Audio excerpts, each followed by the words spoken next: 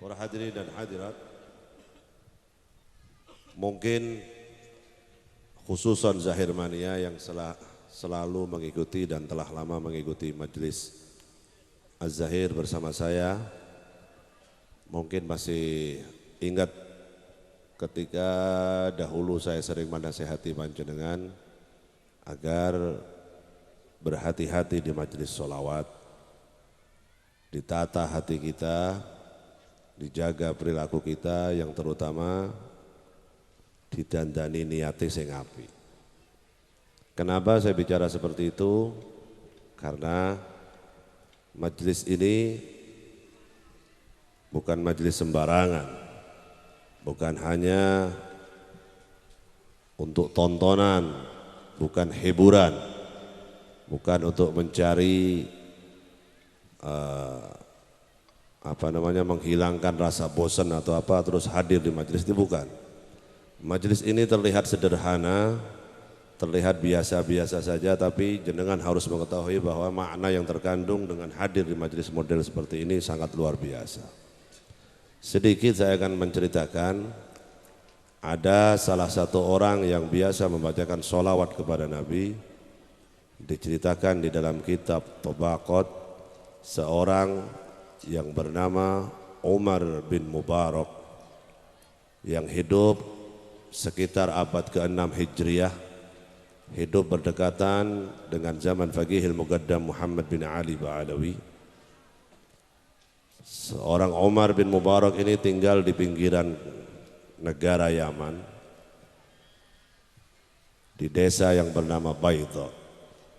Satu ketika Umar bin Mubarak ini berziarah ke makamnya Rasulullah sallallahu alaihi wasallam, dan di depan makamnya Nabi, Umar bin Mubarak ini bersolawat kepada Nabi, memuji Nabi, bergosidah membacakan pujian-pujian kepada Rasulullah sallallahu alaihi wasallam.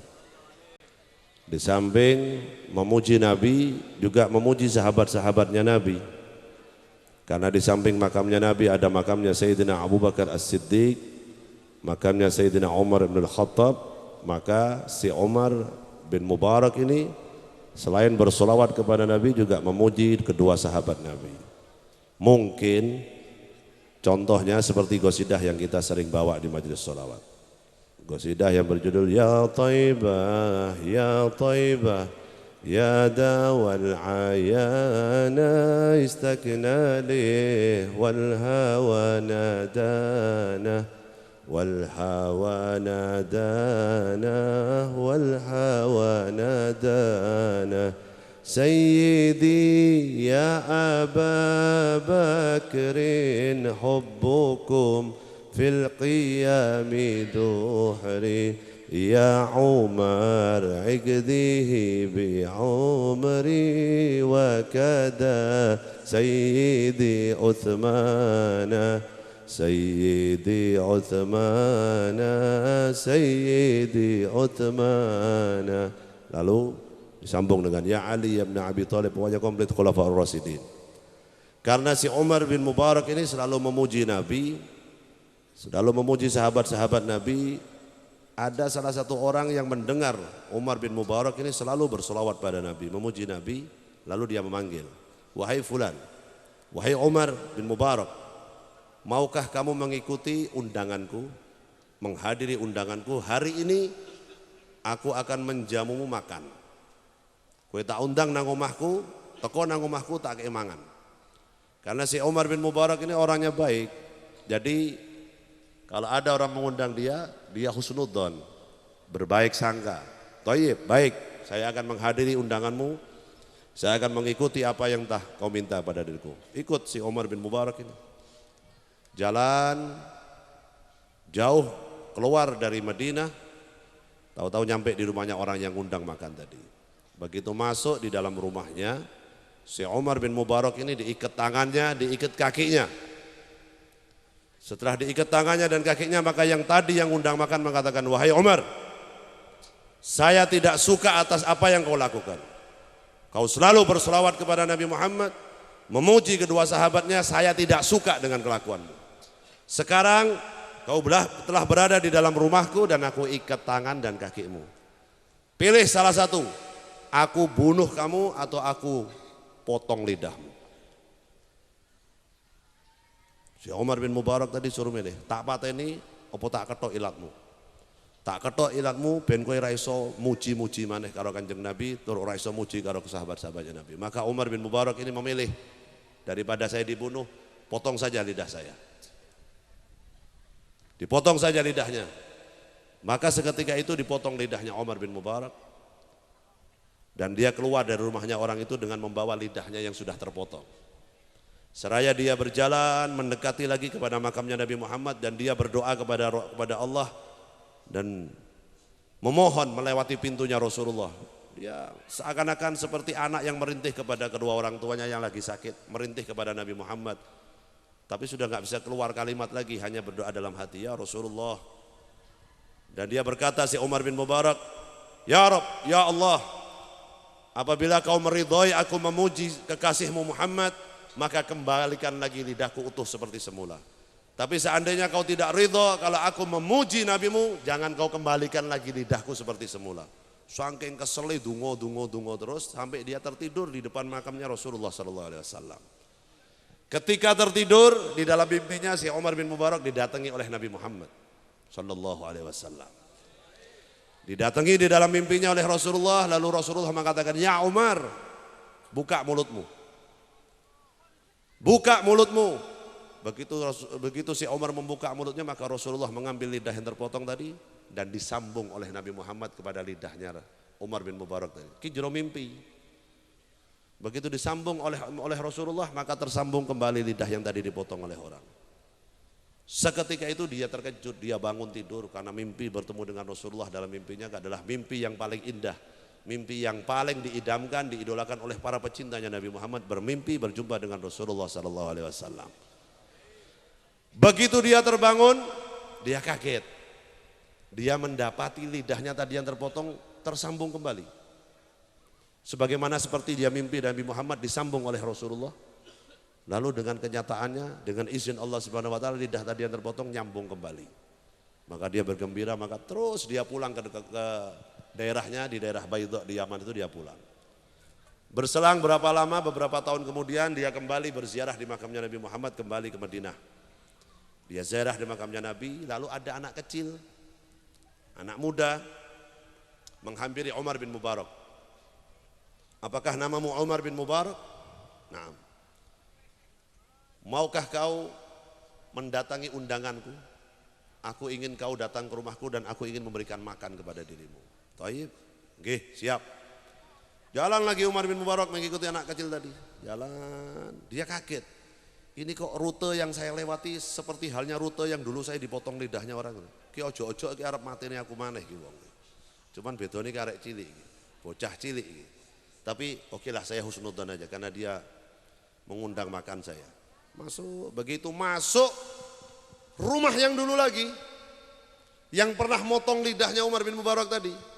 Tapi kok ini yang ngajak kok anak kecil, bukan orang tua lagi. Tapi okelah, bismillah lah, tawakkaltu ala Allah, masuk. Begitu dia masuk ke dalam rumah yang tadi, dia heran. Karena di dalam rumahnya anak kecil tadi, bocah cilik mau ngingu ketek. Kaget, kamu kok di dalam rumahnya ada monyet? Orang itu gini-gini, dikasih tahu sama anak kecil. Wahai Umar, ketahuilah, monyet yang berada di dalam rumahku itu adalah ayahku. Monyet itu adalah ayahku. Ayahku yang dulu memotong lidahmu. Begitu ayahku selesai memotong lidahmu, begitu kau meninggalkan rumahku, maka seketika itu Allah mengutuk dia menjadi monyet seperti itu. Maukah wahai Umar kau memaafkan kesalahan ayahku? Karena dulu telah memotong lidahmu. Maka Umar bin Mubarak tadi mengatakan, Allah yang berhak memaafkannya. Kalau Allah mau meridhoinya, maka Allah akan memberikan maaf kepada dirinya. Aku sebagai orang yang pernah disakiti oleh dia, aku telah memaafkan dirinya. Seketika itu ayahnya mati dan kembali menjadi wujud manusia lagi. Cerita ini bukan khayal. Cerita ini bukan dongeng. Terjadi beneran di abad ke-6 dulu. Kenapa saya cerita seperti ini? Saya hanya memperingatkan kepada panjenengan, jangan macam-macam di majelisnya Nabi Muhammad SAW. Ojo dolanan majelisnya Kanjeng Nabi. Karena apa? Karena berapapun jumlah yang hadir malam hari ini, walaupun malam hari ini yang datang cuma 5, Anda adalah tamunya Nabi Muhammad SAW. Kita semua hadir tempat ini adalah tamu-tamunya Rasulullah SAW. Dimanapun diadakan majelis sholawat, di situ ada hidangan dari Rasulullah SAW. Dimanapun majelis sholawat dibacakan, di situ kita ditonton oleh malaikat-malaikatnya Allah Subhanahu Wa Taala. Dimanapun dibacakan riwayatnya Nabi Muhammad, maka malaikat rahmat diutus ke dunia oleh Allah Subhanahu Wa Taala. Dimanapun dibacakan riwayatnya Nabi Muhammad, insya Allah di situ letaknya syafaat dari Rasulullah Sallallahu Alaihi Wasallam. Paham ke? Kenapa dari dulu saya selalu mengajak khususan kepada Zahir Mania, ayo totoan hati sing apik, jaga perilaku kita, semangat selalu bersolawat, karena apapun yang kita sampaikan kepada Nabi Muhammad tidak akan sia-sia. Itulah rahasianya membaca solawat. Sing sregep makanya baca solawat. Dan terakhir saya akan sampaikan, nek iso nang tengah-tengah solawat ki ora usah ono kata yae, ora usah. Trak dung dung dung dung yae. Opo? Muju Nabi Muhammad nganggo yae. Kowe nek teko acane tukul ora apa-apa. Iya gitu tukul. Ini majelisnya Nabi Muhammad SAW. Kalau Isa enggak usah sweet ora usah. Tepuk tangan ora usah. Yae ora usah. Cukup dengan baca apa? Shallu 'alan nabi gitu aja. Ya. Diperbanyak sholawat kepada Nabi Muhammad, karena jaminan orang yang baca sholawat terbanyak adalah nanti yang paling dekat dengan Rasulullah Sallallahu Alaihi Wasallam. Oleh karenanya ini majelis-majelis yang mulia, majelis yang baik, majelis yang hebat. Kita mengharapkan keluar dari majelis ini Allah akan memuliakan kita dunia dan akhirat.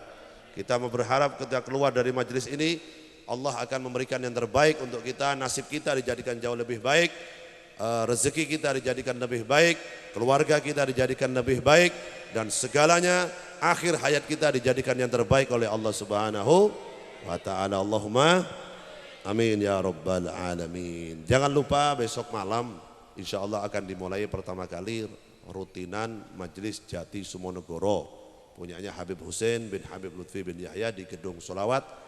Ba'dal Isya akan dimulai dengan pembacaan rotib, lalu pembacaan maulid, dan akan diadakan